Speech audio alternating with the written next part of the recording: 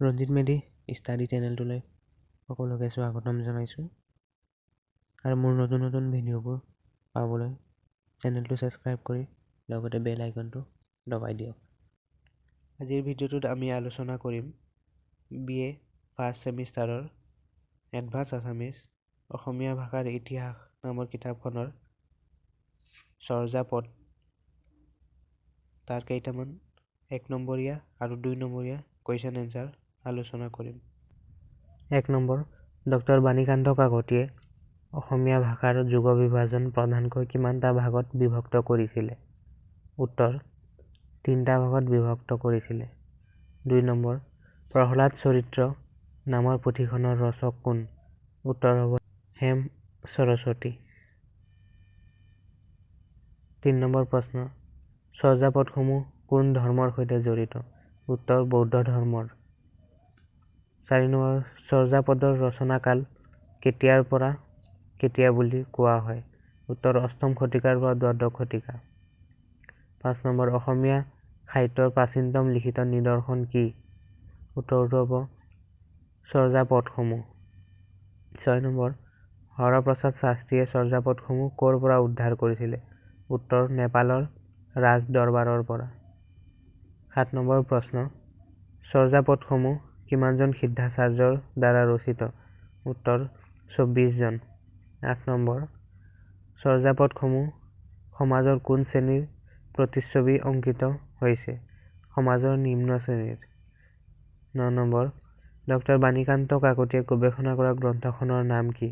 উত্তৰ হ'ব Assamese its formation and development. 10 number, চৰ্যাপদসমূহ বৌদ্ধ ধৰ্মৰ কোনটো শাখাৰ লগত জড়িত? উত্তৰ, সহজান শাখাৰ লগত জড়িত।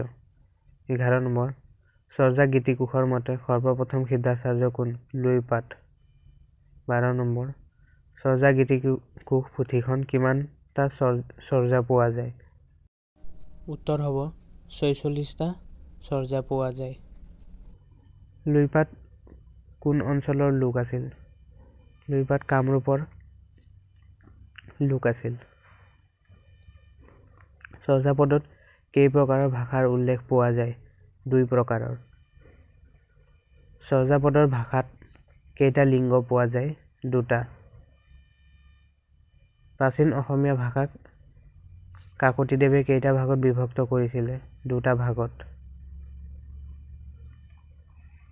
শূন্যৰ পুৰাণৰ ৰচক কোন? ৰামাই পণ্ডিত। 2 নম্বৰীয়া প্ৰশ্ন, হৰপ্ৰসাদ শাস্ত্ৰীয়ে কেতিয়া আৰু কি নামেৰে চৰ্যাপদসমূহ প্ৰকাশ কৰিছিলে? উত্তৰ, হৰপ্ৰসাদ শাস্ত্ৰীয়ে 1916 চনত হাজাৰ বছৰে পুৰাণ বাংলা ভাষায় বৌদ্ধ গান ও দোহা নামেৰে চৰ্যাপদসমূহ প্ৰকাশ কৰিছিলে। অসমীয়া ভাষাৰ উপৰি কোন কোন ভাষাৰ প্ৰাচীন নিদৰ্শন চৰ্যাপদত পোৱা যায়? উত্তৰ, বঙলা, উৰিষ্যা, মৈথিলী, হিন্দী। নেক্সট কুৱেশ্যন, চৰ্যাপদৰ ভাষা সম্পৰ্কে সত্যেন্দ্ৰনাথ শৰ্মাই কি মত আগবঢ়াইছিলে? উত্তৰ, চৰ্যাপদৰ ভাষা তথা ব্যাকৰণিক ৰূপ অসমীয়াৰ সন্নিকট আৰু সেই কাৰণে এই গীতবোৰক অসমীয়া সাহিত্যৰ প্ৰাচীনতম নিদৰ্শন ৰূপে গণ্য কৰা হয়। নেক্সট কুৱেশ্যন, চৰ্যাপদৰ 2টা ৰূপতাত্ত্বিক বৈশিষ্ট্য লিখা। চৰ্যাপদত ক্ৰিয়া বিশেষণৰ প্ৰয়োগ দেখা যায়, যেনে ঐখন, এবে।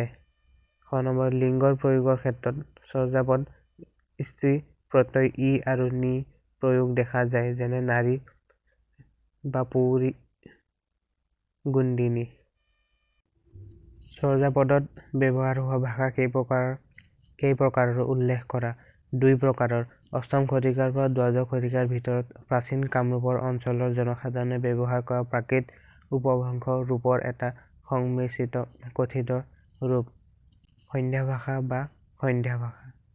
ডক্টৰ বাণীকান্ত কাকতিয়ে অসমীয়া ভাষাৰ যুগ বিভাজনক কেইটা আৰু কি কি ভাগত বিভক্ত কৰিছে? উত্তৰ, 3টা। প্ৰাচীন অসমীয়া ভাষা, মধ্য অসমীয়া ভাষা, আধুনিক অসমীয়া ভাষা। চৰ্যাপদৰ প্ৰথম ৰচক কোন? তেওঁ ৰচনা কৰা প্ৰথম স্বৰজাতি কি? চৰ্যাপদৰ প্ৰথম ৰচক লুইপাত। তেওঁ ৰচনা কৰা প্ৰথম স্বৰজাতি হৈছে কাৱ, তৰুবৰ, পঞ্চৱী ডালৰ চঞ্চল চিত্ৰ পৈঠোকাল। যদি ভিডিঅ'টো চাই ভাল পালে তেনেহ'লে লাইক কমেণ্ট শ্বেয়াৰ কৰিবলৈ নাপাহৰিব।